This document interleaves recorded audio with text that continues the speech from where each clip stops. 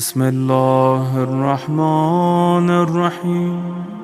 ایک ایسی مخصوص شب سے ہم آغاز کر رہے ہیں 3 شبوں کا، جنہیں لیالی کہا جاتا ہے لیل ہونے کی بنیاد پر، اور ایام 20 کی بنیاد پر لیالی البیس بھی کہا جا سکتا ہے۔ 3 روشن دنوں کی 3 روشن راتیں، 3 روشن دنوں کی 3 روشن راتیں۔ ویسے تو کوئی رات روشن ہوتی ہی نہیں ہے، رات تو رات ہوتی ہے، اگر روشن ہو جائے تو پھر دن نہ کہا جائے اسے۔ رات تو وہی روشن ہے جو ذات سیدہ کی طرح انسان کی ہدایت کے لیے روشن۔ صلوات پڑھے محمد وآل محمد۔ تو ان 3 راتوں کی آج یہ پہلی رات ہے، خدا نے مجھے اور آپ کو نصیب کی ہے۔ امام فرماتے ہیں 3 مہینے کسی اور امت کو اس طرح سے عطا نہ کیے گئے جیسے اس امت کو عطا کیے گئے۔ رجب، شعبان اور ماہ مبارک رمضان، 3 مہینے، اور 3 مہینوں میں پروردگار نے 3 خاص راتیں کسی اور امت کو عطا نہیں کی جو اس امت کو عطا کی ہیں۔ شاید آپ کے ذہن میں سوال آئے تو مہینے تو پہلے بھی ہوتے تھے، مہینے تو پہلے بھی ہوتے تھے، اور 13، 14، 15 کی راتیں پہلے بھی آتی تھیں، تو ہم میں خاص بات کیا ہے؟ راتیں تو سب کے لیے آج بھی آتی ہیں، شب جمعہ سب کے لیے آتی ہے، تو کیا کافر کو شب جمعہ فائدہ پہنچاتی ہے؟ اور کیا مومن کا فائدہ شب جمعہ میں کم ہو سکتا ہے؟ جیسے کافر کے لیے آج شب جمعہ ہے، ایسے سابقہ امتوں کے لیے معرفت پر پردے پڑے ہوئے تھے۔ 3 مہینے ضرور تھے مگر معرفت کے ساتھ نہیں تھے۔ وہ 3 راتیں ضرور تھیں مگر معرفت کے بغیر تھیں، جو امام جعفر صادق علیہ السلام نے مجھے اور آپ کو سمجھائے۔ اور تیسرا جملہ 3 سورے۔ آپ فرماتے کسی امت کو خدا نے یہ خاص 3 سورے جو اس کے خزانہ قدرت سے متعلق ہیں۔ ویسے تو پورا قرآن خزانہ قدرت سے ہے، لیکن معصوم کی اور روایت نے تخصص بھی دیا ہے بعض صورتوں کو۔ ان میں سورہ یاسین، سورہ ملک اور سورہ توحید۔ سورہ یاسین، سورہ تبارک الذی بیدہ الملک اور سورہ توحید یعنی سورہ اخلاص، یہ 3 سورے۔ تو 3 مہینے، 3 راتیں اور 3 سورے۔ امام فرماتے ہیں بہت عمدہ ہے وہ انسان جو ان تینوں کو ایک ساتھ جمع کر لے۔ پوچھا گیا مولا یہ 3 ایک ساتھ جمع کیسے ہوں گے؟ مہینے، راتیں اور 3 سورے۔ فرمایا اس طرح جمع ہوں گے کہ رجب میں 2 رکعت نماز، شب 13، شب 14 4 رکعت نماز، شب 15 6 رکعت نماز۔ اسی انداز سے ماہ شعبان میں شب 13، شب 14، شب 15 2 4 6 رکعت نماز۔ 3 راتیں جو آج شروع ہو رہی ہیں، یعنی کہ 13ویں شب، 14ویں شب اور 15ویں شب، ان میں 3 راتوں میں 3 نمازیں، 2 رکعت پھر 4 رکعت پھر 6 رکعت۔ تو آج رات 2 رکعت والا مسئلہ۔ آج کی رات کے اعمال میں شیخ عباس قمی نے 3 باتیں بیان کی۔ ان میں سے پہلی بات ہے غسل۔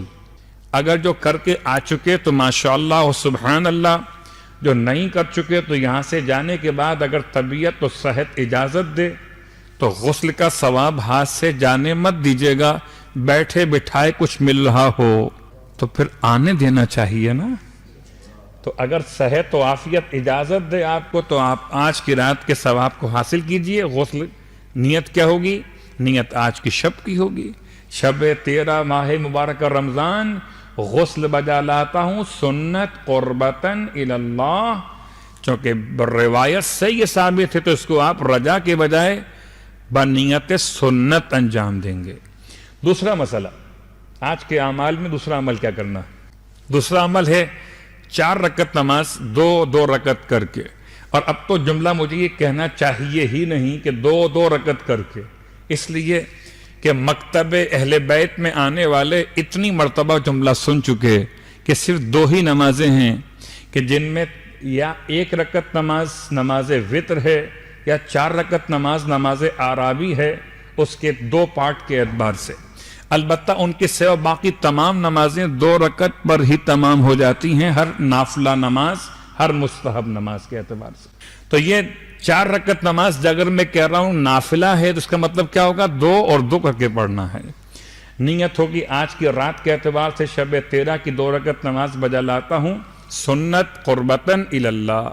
تو یہ 2 رکعت نماز کا طریقہ، 2 رکعت نماز کا طریقہ 4 کیسے پڑھنا ہے کہ ہر رکعت میں الحمد کے بعد 25 مرتبہ 25 مرتبہ آپ نے سورہ توحید پڑھنا ہے، سورہ اخلاص پڑھنا ہے۔ سورہ اخلاص پڑھتے ہوئے یاد رکھیے گا سورہ اخلاص ایک سانس میں پڑھنا مکروہ ہے۔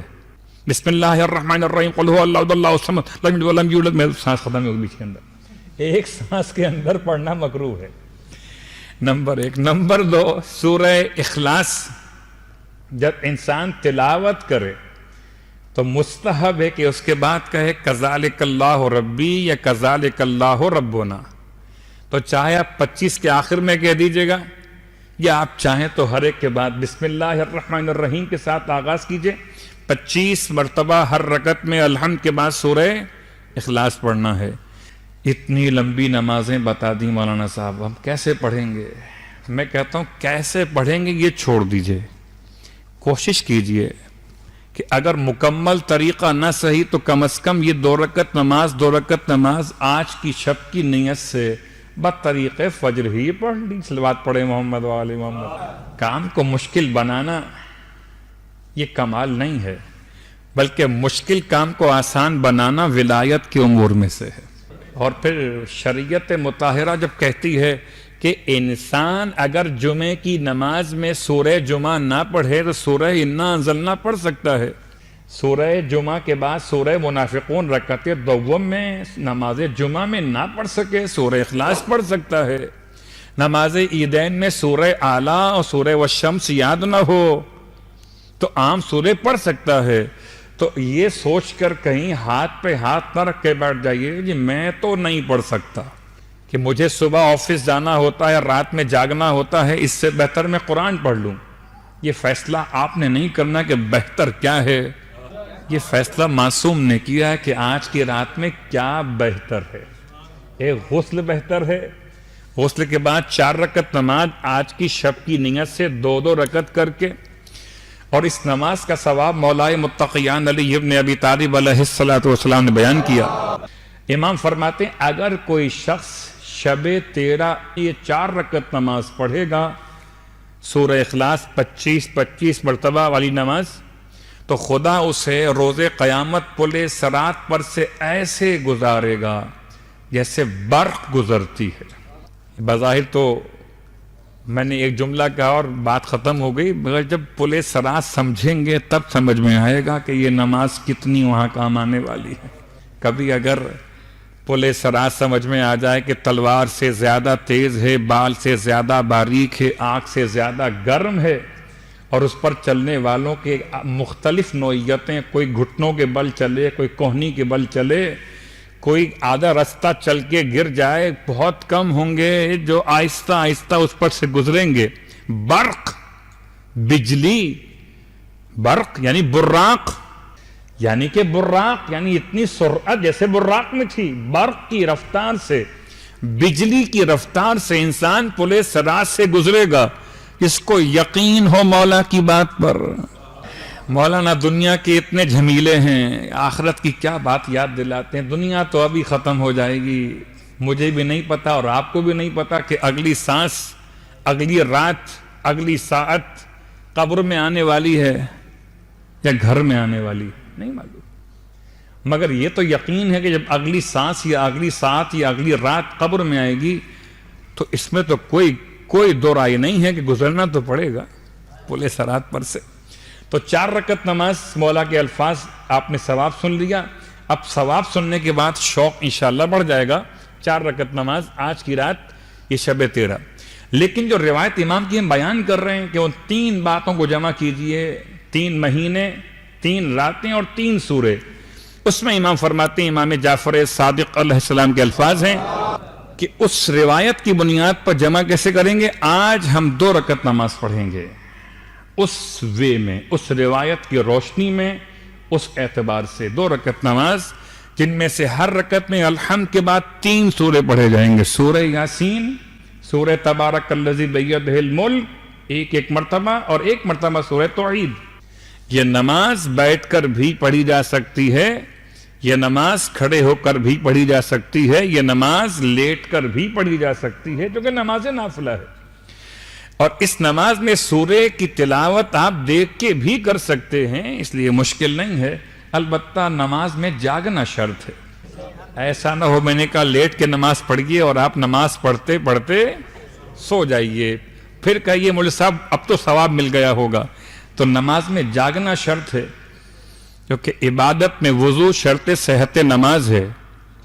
البتہ مجلس میں سونے کی اجازت ہے، مجلس سو کر بھی ہو سکتی ہے، مگر نماز تو جاگ کر۔ صلوات پڑھے محمد وآلہ محمد۔ ٹھیک ہے، تو آج کی رات کی 3 اعمال مکمل ہو گئے، غسل، 1 4 رکعت نماز اور 1 2 رکعت نماز۔ اب یہ آپ کا اپنا مسئلہ ہے کہ آپ اس میں سے کتنا حصہ ڈالتے ہیں۔ میں نے سارے اعمال آج کے بیان کر دیے، بھائی یہ اعمال سے بات کو آگے بڑھائیں۔ اور کل میں آپ کو 4 مکتب میں لیے گھومتا رہا، اور آج مجھے 5 مکتب میں داخل ہونا ہے، اور مکتب میں داخل ہونے کے ساتھ ساتھ ایک مسئلہ توحید بھی شروع کرنے کا بہرحال مجھے حکم ملا ہے کہ آپ اس کو بھی مکمل کریں گے۔ تو توحید کا عنوان بھی شامل کریں گے فطرت کے پیغام کے ساتھ۔ ابھی تو ہم بات کر رہے ہیں انسان کی تلاش۔ انسان کون؟ انسان وہ کہ جو شکلاً انسان ہے، اس کی کتنی قسمیں یہ بات آ چکی ہے۔ انسان کون؟ جسم انسان یا روح انسان یا عقل انسان؟ کون انسان؟ مکتب، ایک مکتب وہ جو کہتا ہے کہ انسان صرف اور صرف عقل کے عنوان کا نام ہے، عقل ہے انسان کی پہچان۔ اگر عقل نہیں تو انسان نہیں، حیوان ہے۔ بات تو بڑی درست لگتی ہے، لیکن کیا یہ مکتب اسلام کے مطابق ہے یا اسلام کے مخالف ہے؟ اگر میں کل آپ کو بات یاد دلا دوں، دہرا دوں، تو کیا واقعاً عقل کی تعریف کیا؟ چلیے پہلے ایک جملہ آسان کر لیں۔ عقل کہتے ہیں ہوشیاری کو، عقل کہتے ہیں چالاکی کو، عقل کہتے ہیں انسان کے فتین ہو جانے کو۔ لفظ سخت ہو گیا۔ عقل کہتے ہیں 2 نمبر پیسہ کیسے کمایا جائے، آف شور کمپنی کیسے قائم کی جائے۔ عقل کسے کہتے ہیں؟ کس جج کو کتنے میں خریدا جائے، یہ عقل ہے۔ یہ عقل نہیں ہے، بلکہ یہ دھوکہ اور فریب ہے۔ عقل کیا ہے؟ عقل کی تعریف 2 جملوں میں سن لیجئے۔ پہلی تعریف عقل یہ ہے، یہ بات یاد دلا دوں، عقل کا مطلب دماغ نہیں ہے۔ عقل کا مطلب دماغ نہیں ہے، دماغ ظاہری جسم کا حصہ ہے، اور عقل کچھ اور صلاحیت ہے انسان کے لیے۔ کہتے ہیں کہ عقل کی پہلی تعریف یہ ہے کہ العقل ما عبد بہ الرحمن وقت سبا بہ الجنان۔ عقل اسے کہتے ہیں جس سے رحمان کی عبادت کی جائے اور جنت کو کسب کر لیا جائے۔ عقل وہ نہیں جو انسان کو خدا سے دور کر دے اور جہنم میں پہنچا دے، عقل وہ جو انسان کو خدا سے قریب کر دے اور جنت میں پہنچا دے۔ تو عقل مند کون ہے؟ جو خدا کا ماننے والا موحد ہے، وہ عقل مند ہے۔ عقل مند کون ہے؟ جو جنت میں پہنچ گیا، وہ صاحب عقل۔ صلوات پڑھے محمد وآلہ محمد۔ عقل کی حجیت سے انکار نہیں ہے، عقل حجت ہے، اس سے انکار نہیں ہے۔ عقل کی بنیاد پر ہی اعمال لکھے جاتے ہیں، عقل کی بنیاد پر ثواب و عقاب کا مسئلہ ہے۔ جہاں عقل نہیں ہے، نہ ثواب ہے نہ عقاب ہے۔ گناہ ہو جائے تو عقاب نہیں ہے، عمل اچھا ہو جائے ثواب نہیں ہے، اگر عقل نہیں ہے۔ دلیل چاہیے۔ خوب، دلیل کیا ہے؟ انسان جب دنیا میں آیا تو آنے کے بعد کیا فوراً اس پر عبادت واجب ہو گئی؟ کہ نہیں، ابھی کھاؤ اور پیو، ابھی کوئی عبادت واجب نہیں ہے۔ بچے ہو نا تو گویا صرف کھانا اور پینا اور کچھ عبادت نہ کرنا بچوں کی بات تو ہو سکتی ہے، بڑوں کی بات تو نہیں ہوگی۔ اور جب تک ہم 14 سال کے مرد بالغ اور عاقل 14 سال مکمل کرتے ہوئے عاقل اور بالغ عاقل ہو گئے، اب عبادت واجب ہو گئی. یا خاتون 9 سال مکمل کر لیے تو اب عاقلہ ہو گئی، اب بالغہ ہو گئی. تو عقل، اسلام کیا کر اس کے بارے میں؟ اسلام کہتا ہے کہ ہاں عقل کی حجیت سے کوئی انکار نہیں ہے. عقل اپنے مقام پر خدا کی طرف رہنمائی کرنے والی عظیم ترین نعمت پروردگار ہے. لیکن امام موسی کاظم علیہ السلام کی روایت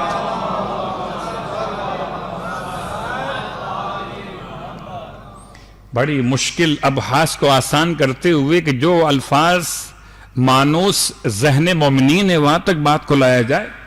امام فرماتے ہیں اصول کافی کی روایت کتاب العقل والجہل کے اعتبار سے امام نے عقل کی بات کو مکمل فرمایا. ارشاد فرماتے ہیں عقل انسان کے لیے ہدایت کا عنوان ہے، مگر ایک ہادی اندر ہے اور ایک ہادی باہر ہے. باہر کے ہادی کو نبی کہتے ہیں، اندر کے ہادی کو عقل کہتے ہیں. گویا اگر عقل خود اکیلے کافی ہوتی ہدایت کے لیے تو خدا 1,24,000 انبیاء کو بھیجنے کی زحمت نہ کرتا. اس نے 1,24,000 انبیاء کو بھیجا ہی اس لیے انسان کو صاحب عقل بنایا. ایک ہادی یہاں دیا، ایک ہادی خود بھیج دیا. صلوات پڑھے محمد علیہ